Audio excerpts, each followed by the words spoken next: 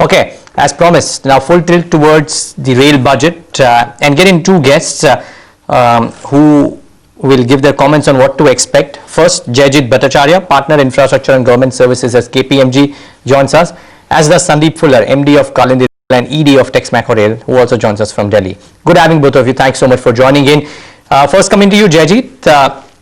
Yes, lots of macro expectations, but nail it down into a couple of bullet points. What is it that you look out for the most in this rail budget? See, the Indian Railways is extremely critical for this country to grow. It provides a backbone to the economy, and therefore we rapidly need modernization of the Indian Railways, which essentially means that we're looking forward to the budget providing the strategic investment depth that is needed by the railways to make all the necessary investments, from modernization of the railways to the safety issues to the linkages of the port to inland.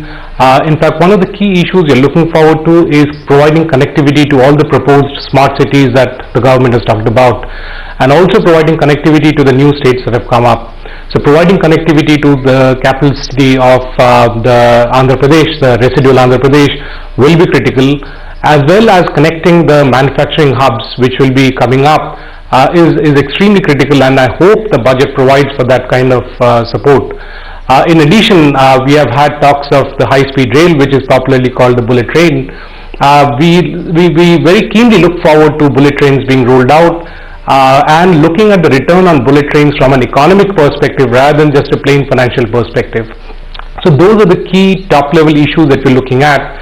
In addition to support and provide this strategic investment depth that the railways need, we're also looking at the budget providing certain capabilities to the railways, such as increasing non-ticketing revenue sources, as increasing the premium trains which have the dynamic pricing involved, reducing some of the costs involved with diesel.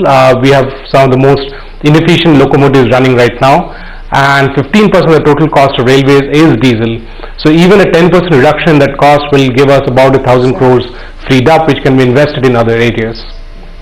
Of course, there's growing talk about the possibility of opening up the railways for 100% FDI. What's your view on that? I think that's absolutely critical. We won't be able to bring in the investments needed on our own without having the railways opened up to private investment. Besides the money that the private sector will bring in, we also need an urgent infusion of skills, policies, processes, and the management that is needed, and we can't bring it overnight, and therefore the public-private partnership becomes extremely critical. The railways already had a couple of schemes, for example the freight terminal privatization and also the container cargo privatization. Both of these schemes have certain issues in it, and we hope the railway budget looks into that and rationalizes those schemes and extends public-private partnership in many other areas. For example, the port to inland connectivity is an area that we need to look at. Obviously, there are issues such as the railways not knowing what its costing is for each of the tracks that's rolled out, the costing for the rolling stocks and so on. We hope the budget looks at a significant portion of the investments coming from PPP, which would then free up and streamline some of the regulatory constraints that we're looking at. It could well become a bit of an infra budget as well this time around, the rail budget. But what to expect and what will work for companies in particular? Sandeep Fuller, MD of Kalindi Rail and ED of Texmaco Rail, joins us from Delhi as well. Mr. Fuller, thanks for joining in. Now, tell us the two key points which, if find a mention in the budget, would be beneficial for companies such as yours. You see, the budget is looking at upgrading the existing infrastructure as well as improving the existing operational systems. This is over and above the fact that the budget would also be looking at freight and high-speed corridors. As far as companies like ours are concerned, we are total rail solution providers between Kalindi and Texmaco, and there is complete synergy between the two organizations. As far as Kalindi is concerned, it is into track work and signaling, and Texmaco is into manufacture of wagons, coaches and loco components. So whenever they go for either the improvement in the existing system as well as anything to do with the freight or high-speed corridors, there will always be something for us in it. What about opening up the sector for foreign investment, or even for that matter giving an adequate push to the public-private partnership model?